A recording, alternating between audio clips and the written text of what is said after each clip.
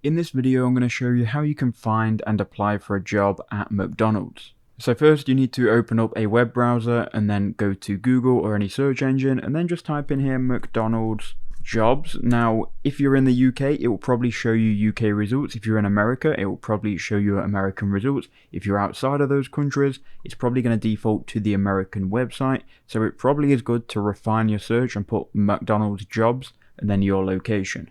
For me, I'm just going to go ahead and open up the American website because that's probably where you're watching from, although the websites are going to be slightly different depending on the country that you're in and applying for the job in. So what you need to do is go to restaurant jobs. It's then going to take you to their job section. And now these are going to look similar depending on the country. You can then type in the specific store or you can type in the zip code here. So let's say here we want to apply in Birmingham. We can go ahead and filter for a city, or you can find specific McDonald's locations. So we can click on a location and then click search. It's then going to show if they've got any jobs available and what jobs that is. So you can see if we wanted to be a general manager in this branch that we've searched for, we can go ahead and click apply now. That's going to open up the application window where we can then apply.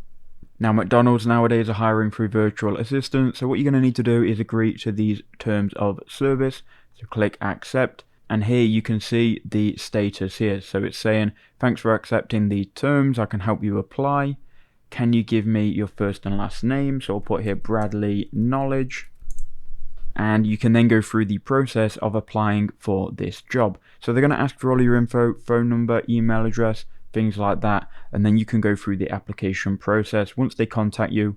So that is how you would do it. I hope that helped.